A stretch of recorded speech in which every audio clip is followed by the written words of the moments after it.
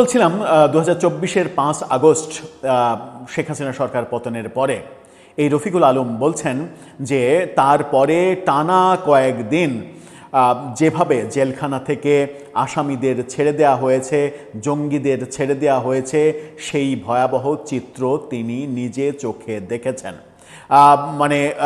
তিনি সেই চিত্র দেখার পরে স্পেশালি তিনি নিজে যখন ছাড়া পাওয়ার জন্য জেল সুপারের কাছে যান, তখন জেল সুপার একেবারে স্পেসিফিক কি কথাটা বলেছিলেন সেই অংশটুকু শুধু শুনে আসুন।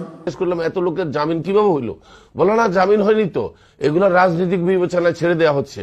আমি তখন সুপার সাহেবের কাছে দৌড়াই গেলাম যে আমি তো এত বছর আটকে আছি, আমাকে ছাড়েন 12 বছর। বলে আপনি তো কোনো রাজনৈতিক দল করেন না, আপনি যদি অন্তত হরকাতুল জিহাদও করতেন, আপনি যদি আনসারুল্লাহ বাংলা টিমও করতেন, তাও আপনাকে আমি ছেড়ে দিতাম। দর্শক, আপনারা শুনে আসলেন তার বক্তব্য। অর্থাৎ তিনি জেল সুপারের কাছে তিনি বলছেন যে শেখ হাসিনার পতনের পরে কয়েকদিন ব্যাপী যেভাবে জেলখানা থেকে সন্ত্রাসী, দাগী আসামি, যাবজ্জীবন কারাদণ্ডপ্রাপ্ত, মৃত্যুদণ্ডপ্রাপ্ত জঙ্গি তাদেরকে ছেড়ে দেওয়া হয়েছে, তারা আমি ভাবছিলাম যে তাদেরকে একের পর এক ধারাবাহিকভাবে জামিন দেওয়া হচ্ছে। আমি একটু অবাক হলাম, এত মানুষের, এত আসামির একসাথে জামিন হয়ে যাচ্ছে কিভাবে। আমি জেল সুপারের কাছে গেলাম, গিয়ে জিজ্ঞাসা করলাম যে এরা সব এত লোক জামিন পাচ্ছে, আমি তো 11-12 বছর ধরে জেলে আছি, আমাকে মুক্তি দেন, আমার জামিন দেন।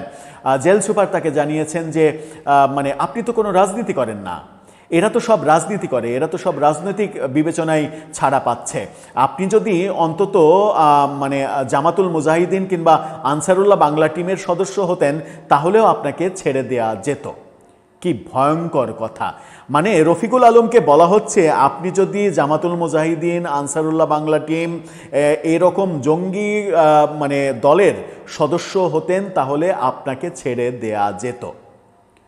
আমার মনে হয় যে রফিকুল আমিনের এই একটি বক্তব্য বাধাই করে রাখলেই স্পষ্ট বোঝা যায় যে শেখ হাসিনার সরকার পতনের পরে এই দেশে জঙ্গির পৃষ্ঠপোষক বিভিন্ন দল, বিভিন্ন গোষ্ঠী কি কর্মকাণ্ড করেছে এবং প্রফেসর ইউনূস তার মেটিকুলাস ডিজাইনে কিভাবে জেলখানা থেকে জঙ্গিদের মুক্ত করেছে, জঙ্গিদের ছেড়ে দিয়েছে, এবং সবগুলোই রফিকুল আমিন বলছেন যে জেলার তাকে নিজে বলেছেন যে এগুলো সবই রাজনৈতিক বিবেচনায় ছেড়ে দেওয়া হচ্ছে।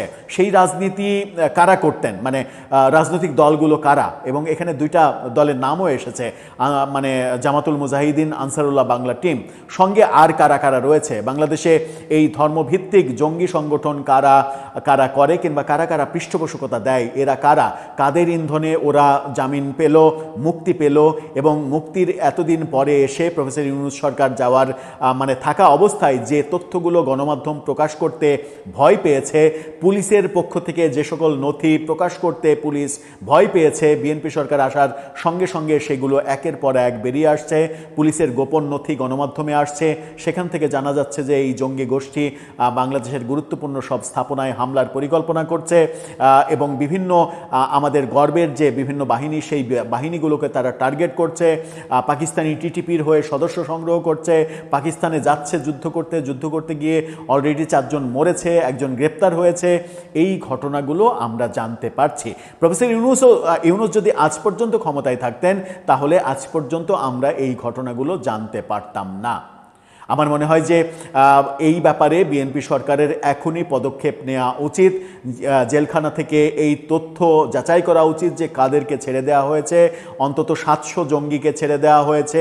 এই যে খবর, এই খবরগুলো সংগ্রহ করে, এই সম্প্রতি আমরা দেখলাম কয়েকদিন 3-4 দিন আগে নিউ মার্কেটে শীর্ষ সন্ত্রাসী টিটন, তাকে মেরে ফেলা হলো, সেও যাবজ্জীবনপ্রাপ্ত আসামি, তাকেও ছেড়ে দেওয়া হয়েছিল। ছেড়ে দেওয়ার পরে তাদের যে অন্তর্দ্বন্দ্ব, তাদের বাহিনীর মধ্যে যে অন্তর্দ্বন্দ্ব, সেই অন্তর্দ্বন্দ্বের বলি হয়েছে সে।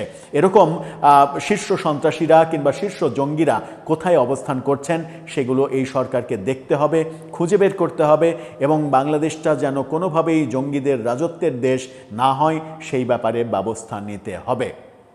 দর্শক, কি বুঝলেন আপনি? রফিকুল আমিনের এই মাত্র কয়েক সেকেন্ডের এই সাক্ষাৎকারটা ভবিষ্যতে কি টনিক হিসেবে কাজ করবে? আপনার মত